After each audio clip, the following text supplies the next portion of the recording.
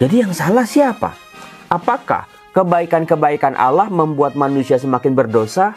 Ya pasti kan nggak begitu. Jadi yang salah siapa? Kasih Tuhannya kah? Nanti kalau Tuhannya pelit-pelit memberikan keajaiban, memberikan pertolongan, nanti mereka berontak juga.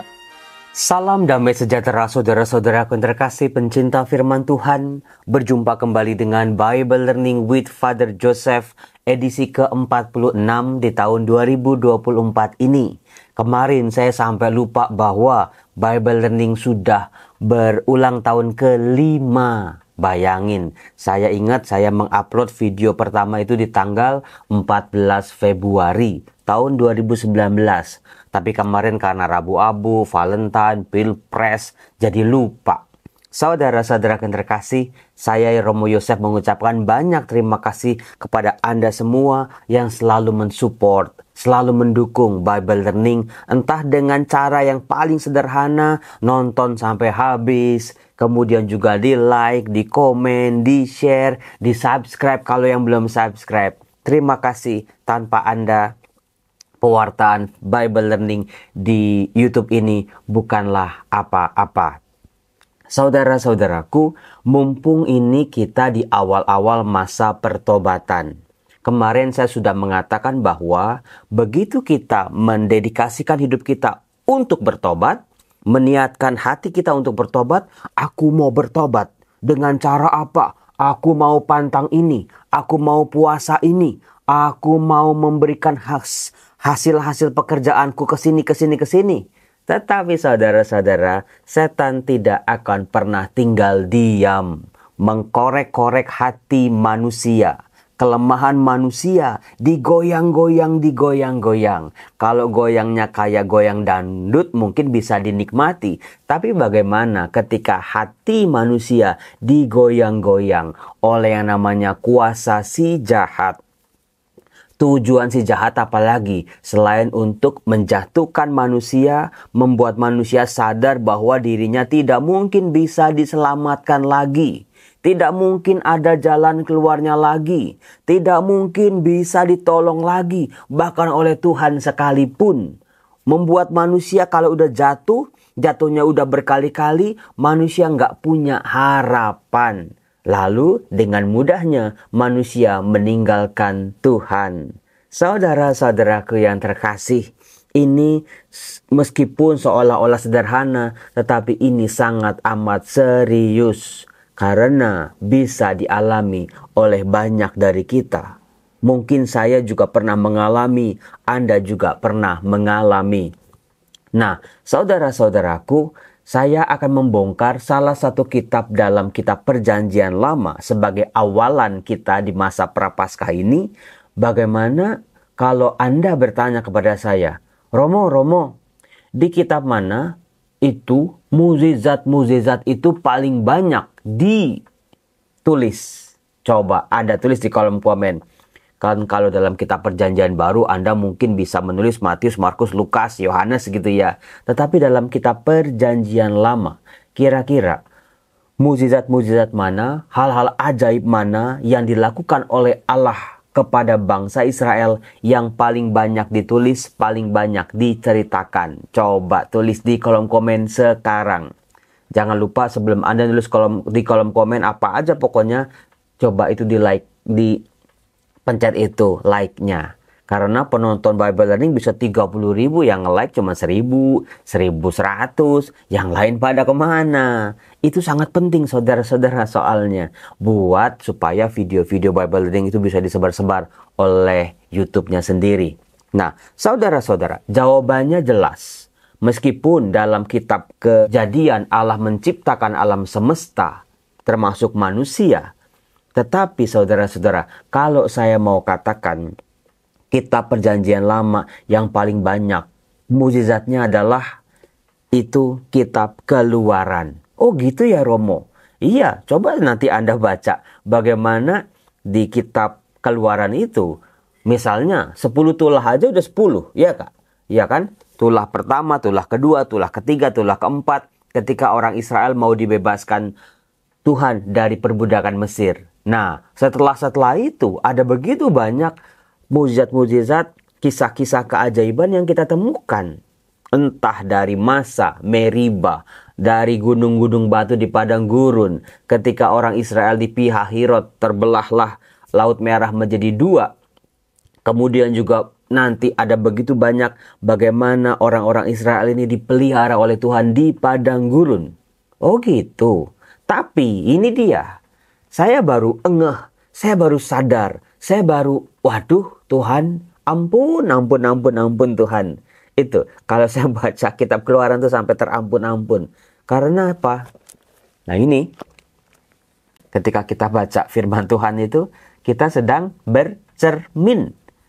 Kita lihat wajah kita sendiri. Karena apa?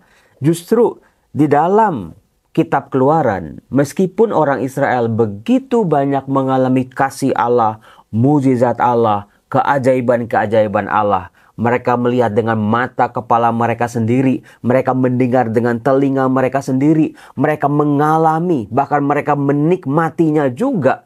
Tapi justru dalam kitab Keluaran, kenapa? Dosa-dosa, pelanggaran, kejahatan, pemberontakan, ketidaksetiaan, entah apa lagi itu bisa Anda lanjutkan sendiri. Kata-kata yang sejenis itu terjadi justru di kitab ini. Paling banyak diceritakan. Bingung kan? Jadi yang salah siapa? Apakah kebaikan-kebaikan Allah membuat manusia semakin berdosa? Ya pasti kan nggak begitu. Ya kali kalau Anda punya anak, dirawat pakai makanan paling bagus, sekolah paling bagus, fasilitas paling bagus. Ya masa Anda punya tujuan supaya anak Anda jadi penjahat kelas kakap? Ya kan pasti enggak. Itu aja orang tua. Saya sebagai guru ya, saya itu ngajarin murid-murid saya yang terbaik pokoknya. Kepala jadi kaki kalau ngajar itu saya sampai jumpalitan bahkan. Apakah saya menghendaki murid-murid saya nanti kalau ujian nyontek gitu? Kan ya enggak. Nanti murid-murid saya segera melupakan ajaran-ajaran pelajaran di kelas? Kan enggak.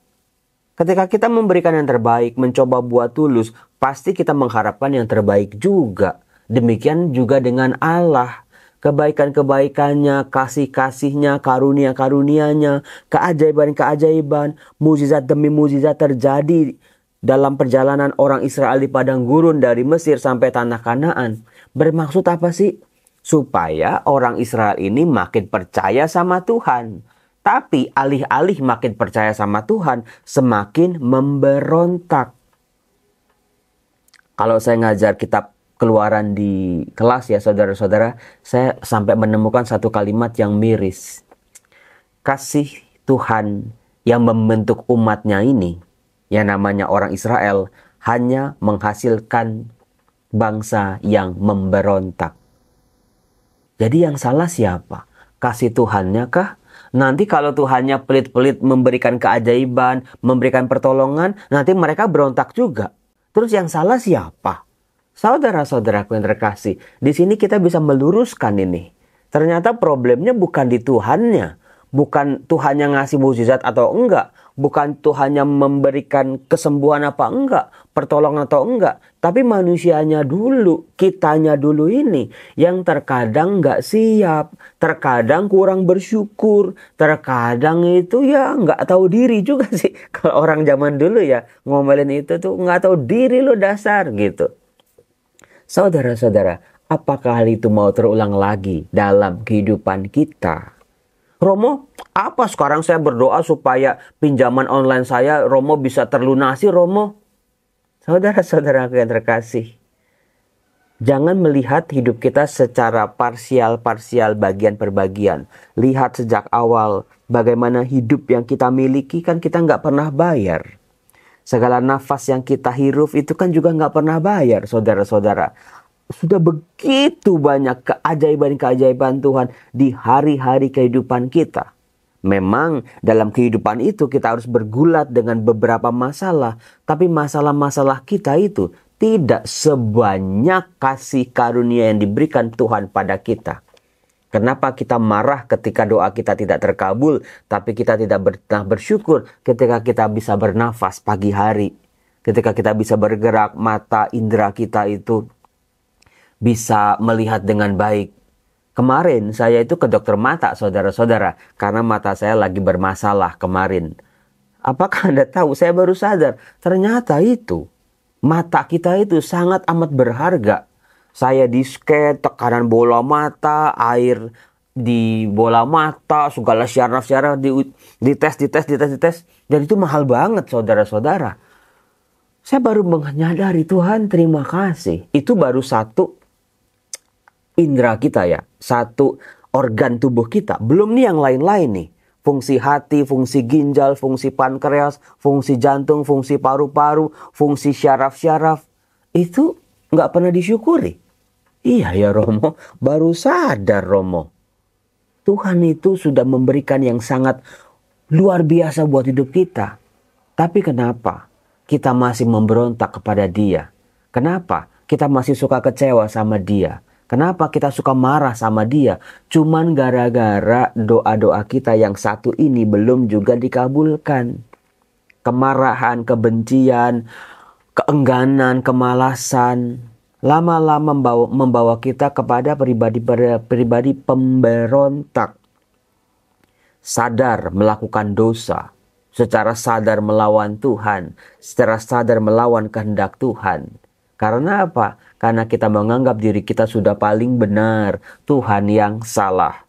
Hal itu bisa kita baca dari sepanjang kitab Keluaran, misalnya mulai dari Keluaran bab 14. Kejadian di Pihahirot. Saya sudah pernah bercerita itu Pihahirot, bagaimana situasi yang mendesak. Di seberang itu laut, di belakang pasukan Firaun, di kiri kanan tebing-tebing yang tidak bisa didaki. Disitulah ketika orang terdesak, orang mulai ngomong yang enggak-enggak tentang Allah. Apakah karena tidak ada kurban di Mesir, maka engkau membawa kami untuk mati di padang gurun ini? Apakah yang kau perbuat ini terhadap kami dengan membawa kami keluar dari Mesir? Bukankah ini telah kami katakan kepadamu di Mesir? Jangan mengganggu kami, biarlah kami bekerja pada orang Mesir. Sebab lebih baik bagi kami untuk bekerja pada orang Mesir daripada mati di padang gurun ini. Saudara-saudaraku yang terkasih, itu lihat. Baru aja mereka melihat tulah-tulah yang luar biasa ya. Baru ada satu kesulitan, udah ngomong begini sama Allah. Apakah Anda pernah ada di posisi ini? Apakah Anda pernah ada di titik ini? Kemudian saudara-saudara, setelah Allah memberikan kasih karunia-Nya dengan membelah Laut Merah, itu kan hal yang luar biasa saudara-saudara. Tapi langsung begitu orang Israel keluar dari Mesir, menyeberangi Laut Merah, di situ Anda bisa membaca rentetan demi rentetan, pemberontakan demi pemberontakan, kejahatan demi kejahatan, kekeras kepalaannya orang Israel yang selalu dibalas oleh Allah dengan kasih karunia, dengan kebaikan, dengan pertolongan Allah. Romo, apakah kita harus berontak dulu baru Tuhan itu kasih yang baik sama kita? Saudara-saudara terkasih, nanti kalau Anda nyimpulinnya kayak gitu, Anda akan marah ketika Allah melenyapkan sebagian orang Israel misalnya. Wah Romo kok Allahnya kejam gitu. Saudara-saudara, kadang-kadang manusia itu lucu. Maunya menang sendiri, maunya enak sendiri. Egois sebetulnya. Itulah sifat manusia yang mau dibongkar oleh Allah. Bagaimana manusia itu datang dekat pada Allah, setia pada Allah. Hati yang berubah, bukan cuma di permukaan, tapi hatinya memang sudah disentuh oleh kasih Allah, berubah, mendekat pada Allah, berdoa, memuji Dia, bukan karena ada maunya. Nah ini dia, bukan karena kita lagi punya proyek nih, kita deket-deket sama Tuhan, doa-doa, misa pagi gitu. Bukan karena kita lagi minta disembuhkan, bukan karena kita lagi minta rezeki nih, enggak. Ya kalau Anda sama anak Anda aja begitu kan udah langsung, ada apa nih, kok anak saya kok manja-manja nih, anak saya kok tumben-tumbenan nih. Anda pasti rada-rada jengkel juga kan. Tuhan kok mau digituin saudara-saudara. Jangan. Jangan contoh orang Israel memberontak dulu baru mengalami kebaikan Tuhan di Masa dan di Meriba, baru tuh keluar tuh air dari gunung batu. Nanti di mana, nanti burung puyuh berontak dulu, marah dulu, karena gayanya seperti itu. Misalnya bab 16, lagi-lagi tuh baru aja mengalami kasih kebaikan di Mara, di Elim. Ada lagi ketika mereka di padang gurun Shin. Bab 16 ayat 2. Di padang gurun itu bersungut-sungutlah segenap jemaah Israel kepada Musa dan Harun, dan berkata kepada mereka, "Ah, kalau kami mati tadinya di tanah Mesir oleh tangan Tuhan ketika kami duduk menghadapi kuali berisi daging dan makan roti sampai kenyang. Sebab kamu membawa kami keluar ke padang gurun ini untuk membunuh seluruh jemaat ini dengan kelaparan."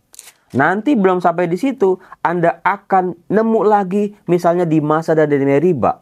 Terjadi lagi begitu, bersungut-sungut lagi. Bahkan hampir membunuh Musa waktu itu. Saking mereka itu gak tahan dengan penderitaan. Mereka gak bisa meminta baik-baik sama Tuhan. Mereka gak percaya sama penyelenggaraan Tuhan. Providentia Dei, kalau bahasa Latinnya. Providentia Dei, penyelenggaraan ilahi. Mulai hari ini saudara-saudara, serahkan hidup kita, pertobatan kita termasuk seluruh hidup kita. Sakit, penyakit, masalah, keluarga, semua yang ada pada diri kita. Berkat-berkat kita termasuk ya pada Providentia Dei, penyelenggaraan ilahi. Tuhan, bekerjalah dalam kehidupanku. Terjadilah kehendak-Mu pada diriku. Tuhan, aku mau nurut Tuhan pada bentukan-Mu. Aku mau setia Tuhan. Aku mau menetapkan diriku Tuhan dalam pertobatanku yang nyata ini. Saudara-saudara, berubahlah hari ini sebelum kita menyesali esok hari. Kenapa saya nggak berubah dari kemarin-kemarin ya?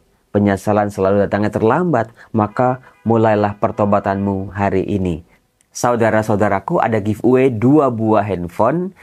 Anda bisa mengikutinya di Instagram saya @rmjosusanto. Sebab dari pengalaman saya, kalau undiannya itu di YouTube, susah nyarinya betul-betul. Ada satu hadiah yang sampai sekarang saya masih cari orangnya, nggak tahu kemana. Silakan masuk di kolom komen di Instagram ya. Salam damai sejahtera, Tuhan Yesus memberkati. Salam.